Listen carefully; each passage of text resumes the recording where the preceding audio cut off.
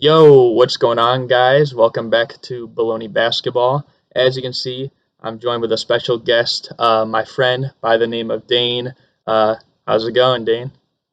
It's going all right. I'm excited to be on. Yeah, and I can see that Kevin Garnett jersey in the back. I like that. Absolutely. And if you didn't know, Dane is a Boston Celtics fan. We're going to hop into them, but we're also going to hop into my team, the Chicago Bulls. We're going to start with them because last week we talked about how some people might think they're flukes because they played such easy games, but now they beat Utah, they beat Boston. I don't know if you saw that game. That one was pretty crazy. Oh yeah. I'm sure that was like a gut punch. And both of them though, we had great finishes at the end of the game. Even the two games that we lost, we closed out well. So I guess I'll ask you, what do you think so far of the Bulls this year? And do you think that they put the league on notice? I'm excited to see how they do like down the stretch because I mean it is for all of these teams, it's super early, so we don't know exactly how it's gonna break down in the long run. But I am excited to see how they do. But the big thing that I am worried about is depth because if they everyone's firing on all cylinders from what I see, like you got DeRozan averaging 27 points per game, Levine 25.8, Booch 13, Ball 12, and Caruso 8. But then you got like the rest of the bench averaging around like 20-ish points. So as long as they can keep their main guys healthy, I think they're gonna go far. And I think that I saw on your Snapchat that you were saying that the Bulls are your pick for the finals. Yeah. Yeah, that might have been me going a little bit too crazy, but that would be awesome though. But yeah, I mean, like you said though, and I saw this post today on Instagram. Like the Bulls currently are ranked 29th in the league in bench scoring, which is very Yeah. bad. And I'm hoping soon. I know a lot of people. I don't really get the rumors. Like I don't know if you've seen them with like how people are saying, oh, the Bulls should trade Kobe White, but like when he gets back, like he'll probably be like our go-to guy off the bench, and we'll kind of need that. There's guys like Terrence Ross, Clarkson, D Rose, like those guys.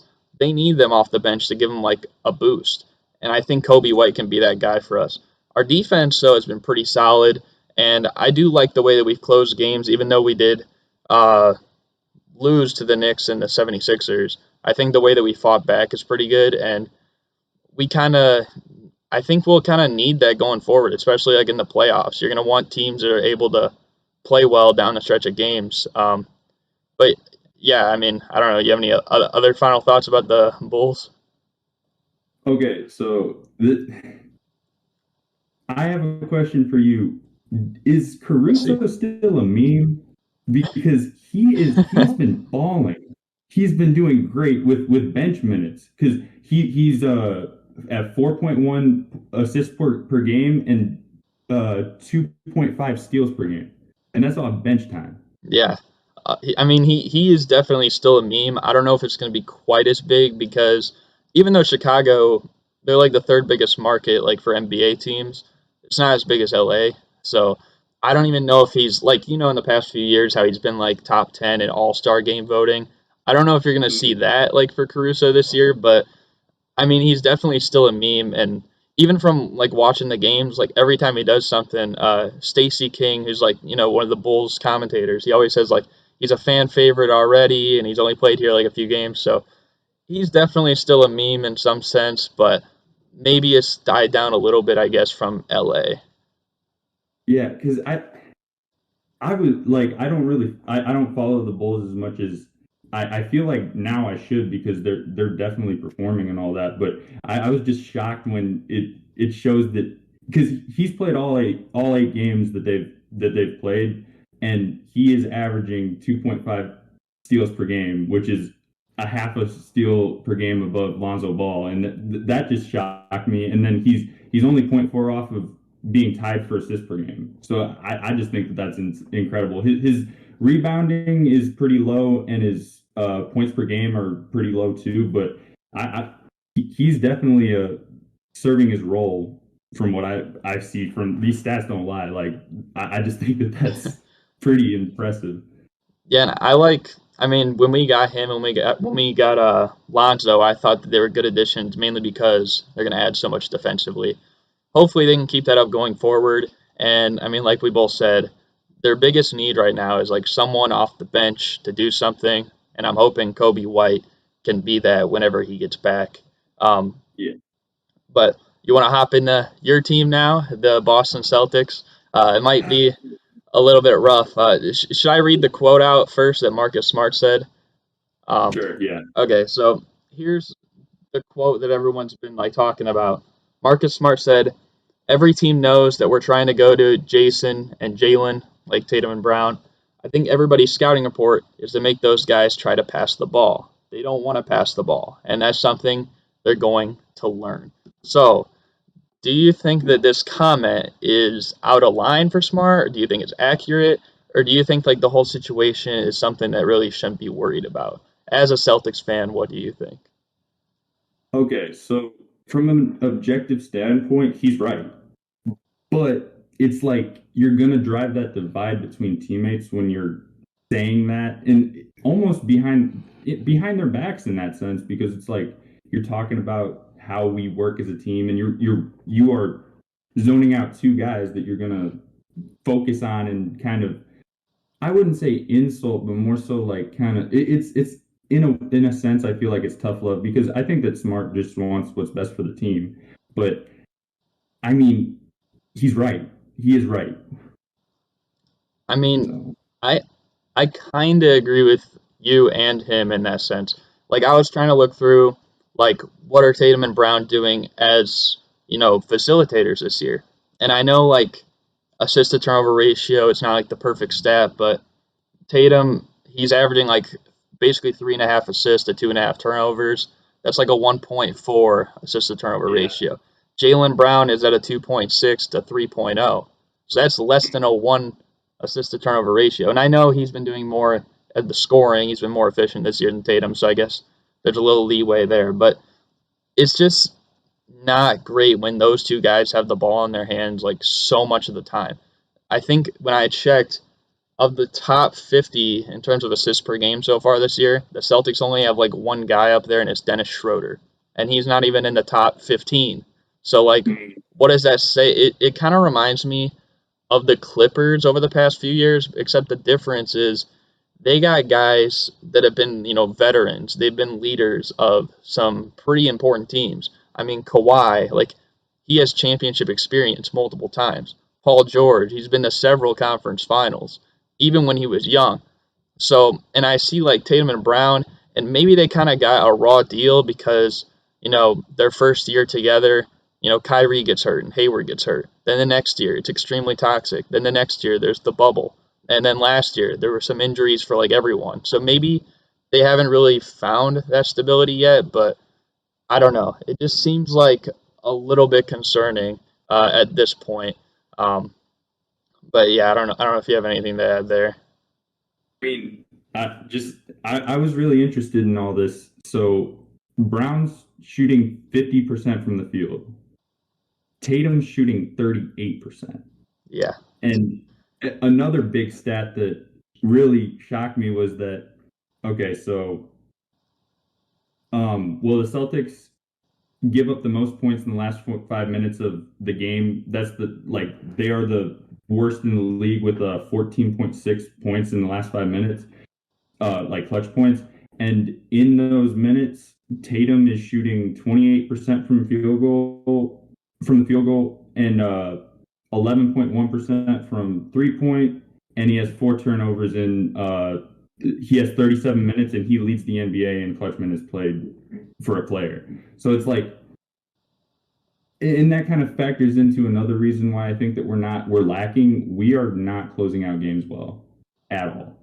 Yeah. I And mean, you see that in the with the Bulls Bulls game. game, that's exactly what I was just gonna say. I mean, and I don't know if maybe that skewed the results in some way because I mean, we played really well down the stretch of that game, and I know like we played well down the stretch of a lot of games. I don't expect us to shoot quite as good as we did in the fourth quarter as the way we did against Boston. I think we had like over 40 points. Like that's just not typically going to happen. But with Yeah, Boston, or wait, what were you gonna say? Sorry. I actually wrote down in the first 11 minutes of the fourth quarter against the Bulls outscored the Celtics 41-16. Yeah, I mean, like that's just not typical, and I mean, it's not typical for like any team. It doesn't matter if we're playing like I don't know, like the Cavs or something, or the Pistons, but like let alone the Celtics, who are expected to be like a playoff team. You just won't see that very often. It was kind of like a combination of us playing unreal, like in a good way, and then them vice versa. Um, Yeah. but yeah, Absolutely. but I mean, I guess your Celtics are not the only ones going through a tough time right now. We could talk about one of my favorite players in the league that's been struggling and it's been hurting me, and that's Damian Lillard. Right, the Blazers right now they're 3-5. They've lost to teams like the Cavs, the Hornets, the Kings. He cannot buy a bucket. It seems like right now. I know he had 26 the other day, but he took like 27 shots to get it. So like do you think maybe the rule change, like calling less fouls, do you think that's had something to do with Dame, or do you just think this is a cold streak and it's nothing really to worry about? I'd say that it's not something to worry about. I think. I mean, the big thing there with the Raptors is I'm glad that McCollum's stepping up because he's leading the team in points per game right now, and I just think that he needs to. I don't know because looking at the stats from last year, he was averaging 7.5 assists per game throughout the whole year, and now he's like through the 8 games that they've played, he's averaging an assist more per game than he was last year. So I mean, it's not like he's only shooting the ball, but he just doesn't. He's averaging less, like 10 points less than he was last year. So I I'd say that it's just because it's early. I think there's obviously a lot of time to keep going and see how things shake out, but I'm not sure. It's I, really interesting. I mean, like, as a facilitator, he's technically been more efficient this year. Like, he's doing a lot of other things better. I think the main thing is just like his scoring and like his efficiency has been so far down that it's thrown people for a big loop. But like as a facilitator, he's actually been a little bit more efficient this year so far, and I think maybe part of it is because in Chauncey Billups' like new system, because he's been so used to Terry Stotts as the coach. I mean, he had him like since he was drafted, so now it's like a Yeah, new system, and Chauncey Billups is like preaching uh, more like team defense, and it's shown in like their defensive rating because like the past few years they've been like near the bottom of the league. Right now, I think they're sitting like in the middle. I checked that before their Cavs game though. I don't know like where they're at right now, but I know they're hanging like right in there. So maybe part of that is affecting Dame as well. Um, Maybe part of it is like the new type of ball that they're using, and he has to get adjusted to that. So there could be a bunch of factors, but I still think Dame is like a top 10 player in the league right now. So I think that oh yeah, he'll get over it as we keep going on through the season. I don't think this. I mean, if he just missed the All Star game because he was playing so bad, then yeah, like maybe we could be concerned. But it's still yeah. really early. Like the season's only been going on for like just over 2 weeks, so I don't know. I just don't think it's much of a problem either, though. I mean, so far, where do you place him in? Like, because you said that he's still a top 10 player in the league. How about in terms of point guards? In terms of point guards, I have him second. I think Okay. Curry is number one, and then I think Mhm. Dame would be two, and then right behind him would probably be like Luca. Okay. All right. Um, but yeah, I mean, right now, I mean, we could have even talked about Luca. He's not really playing too hot, but Yeah. I don't know. Like, we could get on to maybe some good news. We've been talking about all these teams that have been like struggling, and that's the Toronto Raptors. I feel like they're being heavily slept on. I mean, they played you guys and got the dub. They played Indiana twice, beat them. They beat the Knicks, and then just the other day they beat the Wizards, who have been playing really well. They're currently a top four seed in Yeah. the East, and they're only a half game back on my Bulls, who have been getting like all this praise. Meanwhile, nobody's talking about the Raptors, and they even have their fair share of injuries. So like Do you think that the Raptors have been getting slept on so far this year? Oh, absolutely. I mean that record doesn't lie. And then again, it is early, but I don't see this team going cold anytime soon. I mean, you got.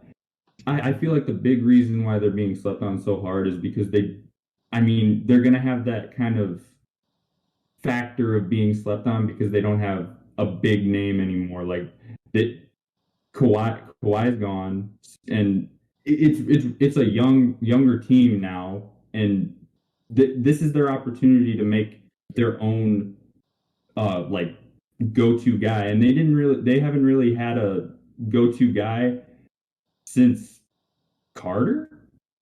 Like Yeah. this is the time for the young guns to get that, and I think that OG and Fred VanVleet are going for that, and then you got Scotty Barnes and Gary Trent Jr. that are balling out too. Yeah, I mean, I kind of agree with your point there. Like, I didn't really think about that. Like, this is probably the first time where it's like up in the air, like who could become the primary option since like they had Vince Carter on the team.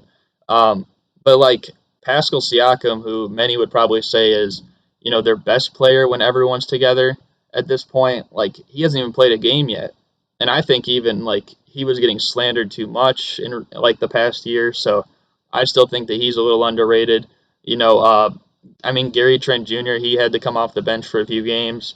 Scotty Barnes missed a game the other day, but he's looked pretty good. Fred VanVleet, Anunoby, like he's averaging like 20 a game right now. He might be a most improved player like candidate. Yeah, So you got four guys on that team that are averaging 15 points or more.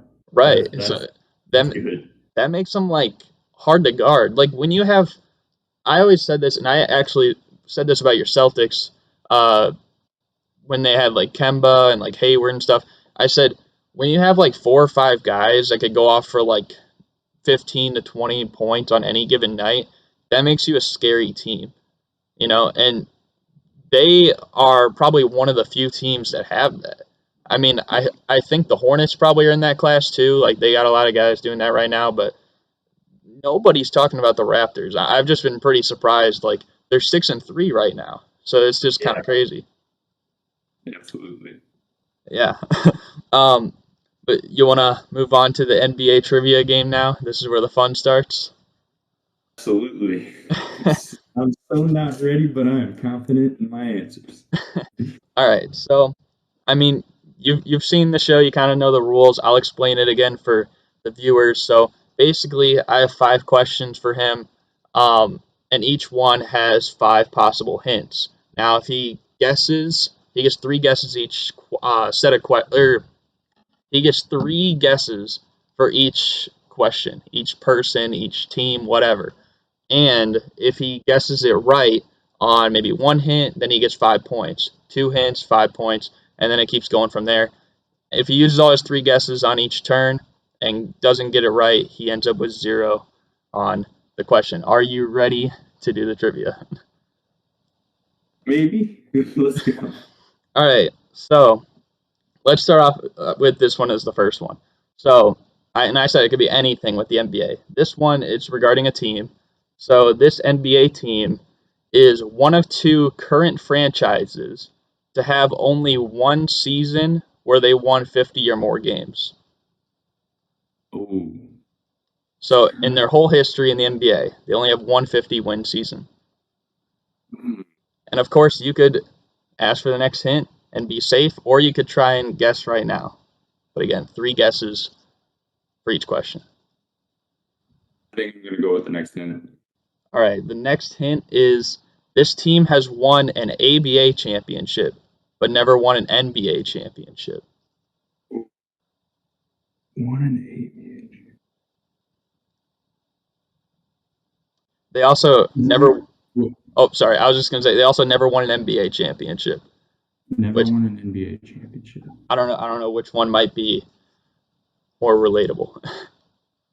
Can you say the first The first the hint first again. yeah. Yeah. So the first hint is this team is one of 2 current franchises to have only one season where they won 50 or more games, and then they have No NBA championships, but they have won an ABA championship.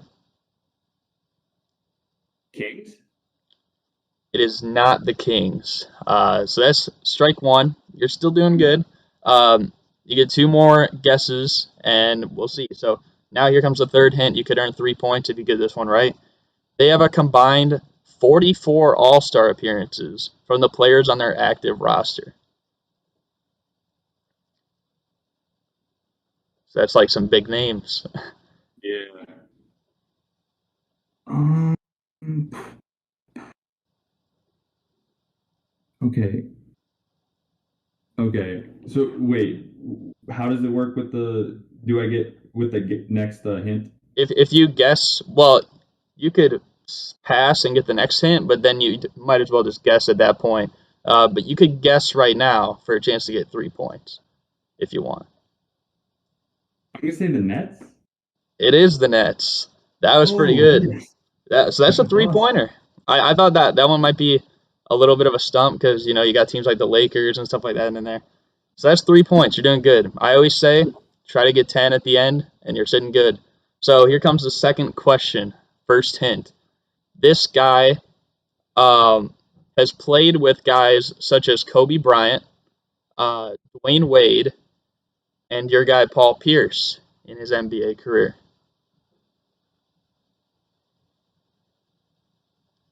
Rajon Rondo. It is not Rajon Rondo. Oh.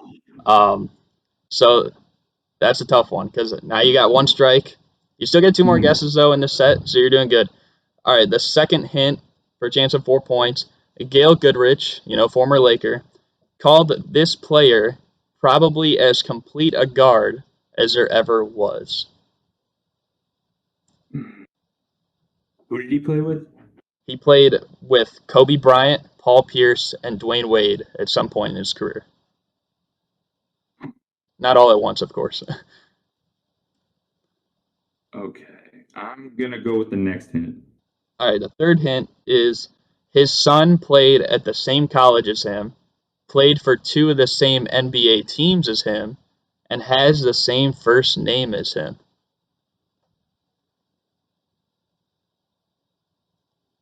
Gary Payton. It is Gary Payton. Wow. Wow. Okay. That was a little surprising. All right, so you got 6 points. You're doing pretty Wow. good. So the third question, first hint. This guy has been coaching in the NBA since 1989.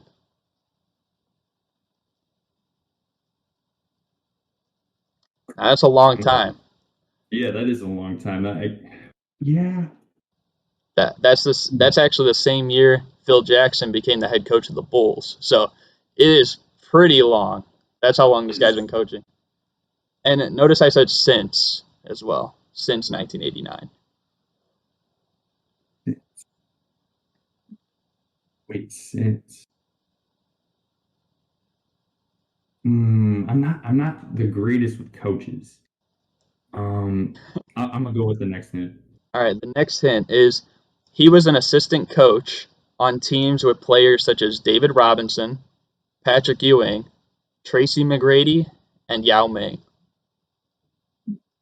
Mm, really stumping me.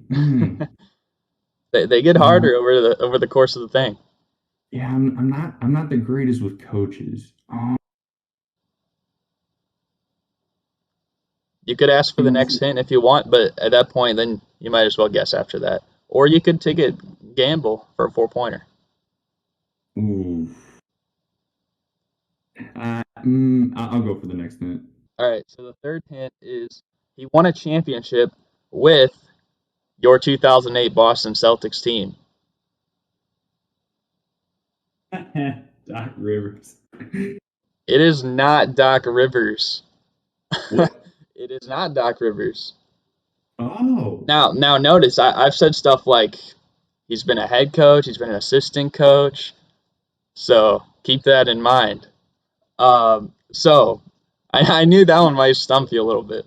Okay, Yeah. so the fourth hint is he has won Coach of the Year twice, but 10 years apart each time.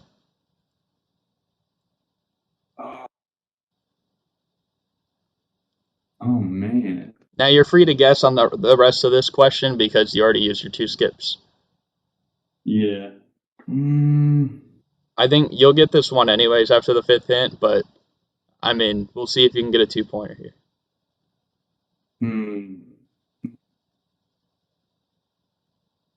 Oh man. You said this was the one, who did he coach?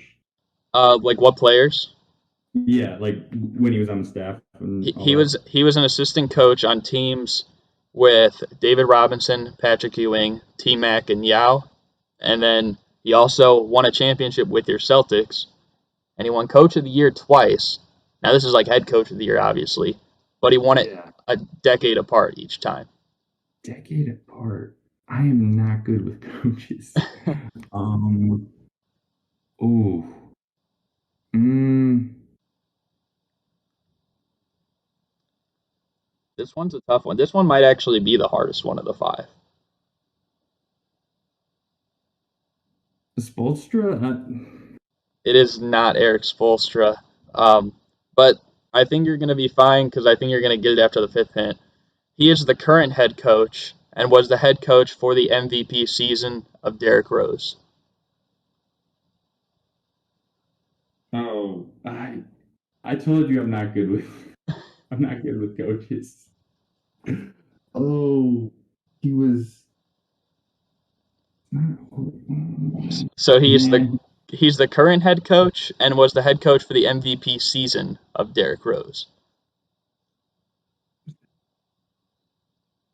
Oh man. Oh man. Oh man. Wow. This one might be the stumper. I don't even know who to guess. I'm gonna have to You don't even want to throw out a say I guess? don't know. Nah. And you're sure? Okay. Yeah. So the answer was Tom Thibodeau. Oh, okay. All right. I was a little disappointed. I thought you'd get that after the 5th one, but you're still Yeah. doing good. You got 6 points. If you get 2 on each of these questions going forward, then you got 10. So the 4th question is, or first hint, this former NBA player has the highest combined total for baskets and assists on a game-winning buzzer beater in NBA history. Ooh, baskets and assists.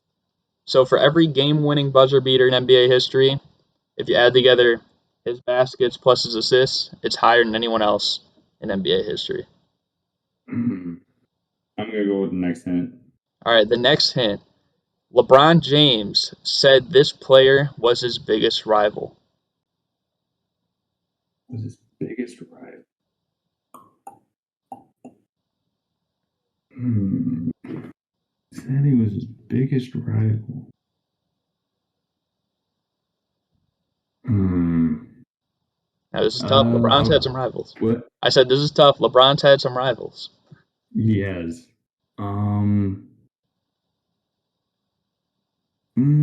I'll go with the next hint, and then I'll guess. All right. You might get it after this one. Okay, so he once left a critical game in which he later returned from in a wheelchair. Okay, that's Paul Pierce. It is Paul Pierce.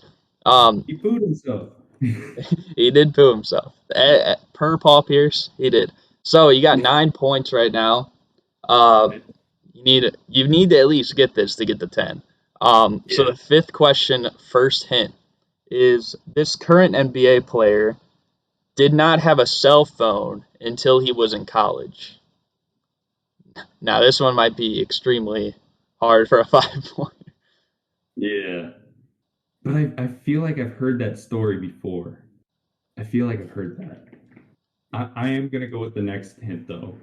Okay, the second hint is he was high school teammates with Thon Maker. Ooh. High school teammates with Don Maker. Next hint. All right, the third hint is he holds the NBA record for the highest scoring quarter in Game 7 history. and he Ooh, scored 20 points in the second quarter. If you wanted to know that. in the second quarter, that's very specific. Highest highest scoring quarter in Game 7 history. Highest score. And remember, I said he's a current NBA player. Didn't have a cell phone until he was in college. High school teammates with Thon Maker.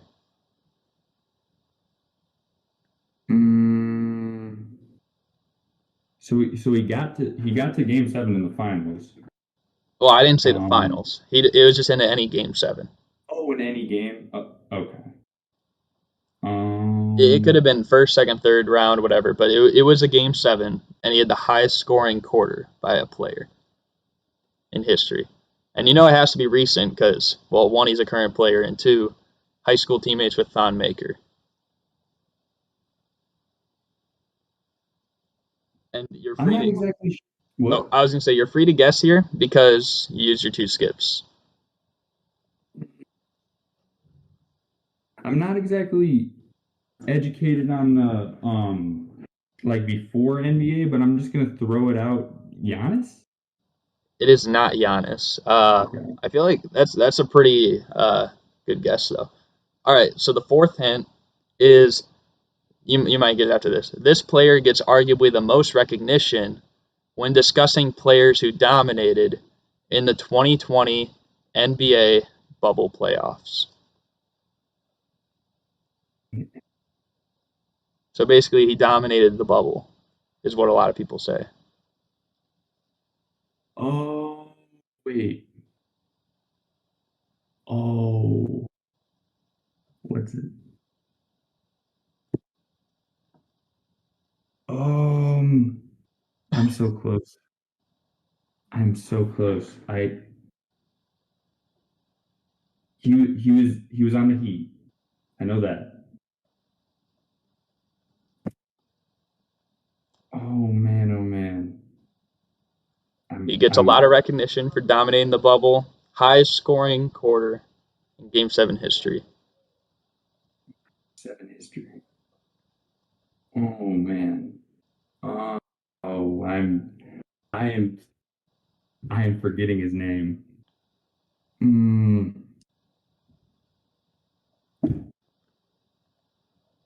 oh man. And it's not like I want to throw a name out because it's like I know I'm pretty sure I know who exactly who it is. I just can't think of the name. You do, of course, have another hint after this. So if you do get it wrong, like it's not like you're necessarily going to walk away with zero. Yeah, I'll go for the next hint. Well, I mean, like you can guess because like you've already used your two Oh, skips, but like if you get it wrong, you're still like free to guess again. okay. Tyler Hero. It is not Tyler Hero. I'm sorry. Yeah. But you'll probably get it after this one. The fifth one is he tore his ACL last season with the Denver Nuggets. Last season with the Denver Nuggets. Oh, I'm gonna hate myself after this. Oh man, oh man. He's in Denver. He tore his ACL.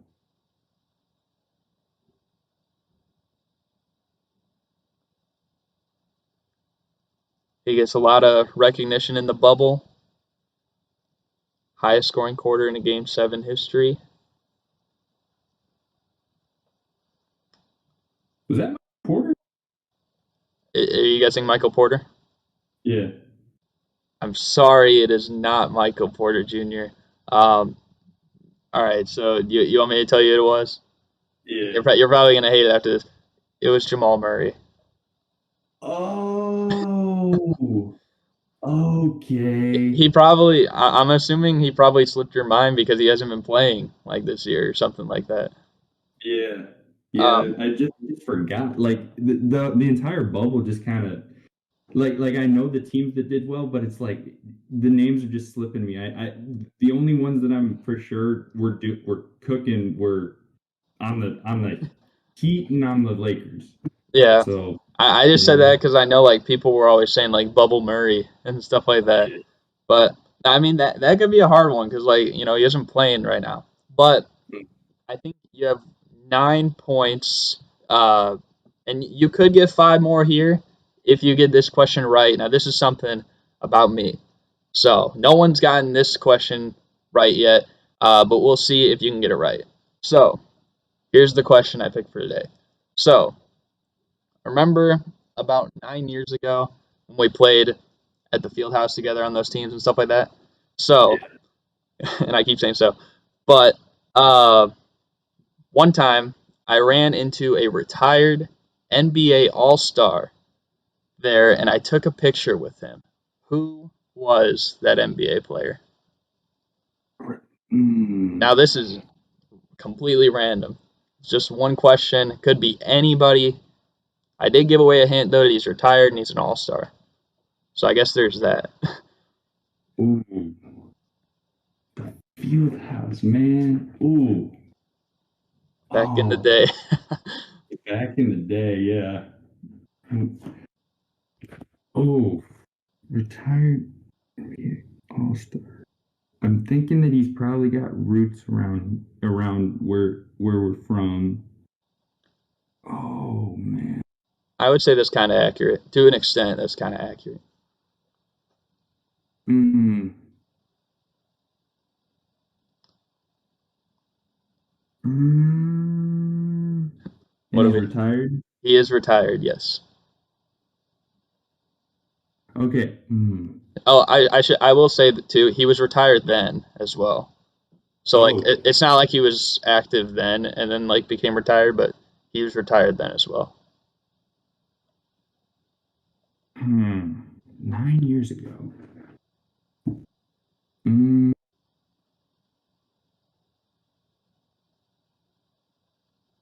I don't know if he exactly was retired back then, and I'm not 100% sure if he got an All-Star appearance when he was healthy, but I'm going to say Greg Oden. I feel like that's a fair guess. It is not Greg Oden though. The answer was former Chicago Bulls legend. His number 10 is retired by the Bulls, Bob Love. Um, Oh, wow. yeah, What was he doing there? I don't even know. Like I saw him so quick and like my dad and stuff, they're like, hey, come over here, like Bob Love's here. And I'm like, okay, all right. It was kind of crazy. It was so unexpected.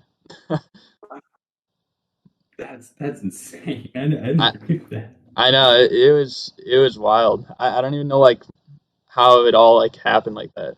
Um, Mm, but yeah, that's awesome. yeah. Uh, but yeah, I think that's gonna close out the show. Hope you guys enjoyed. You got any final thoughts?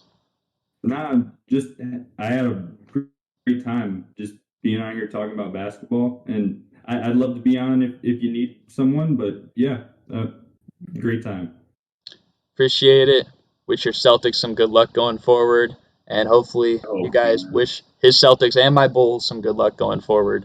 I'll have his link in the description below. But until next week, thank you guys for watching. Hope you guys enjoyed, and we're out. Peace.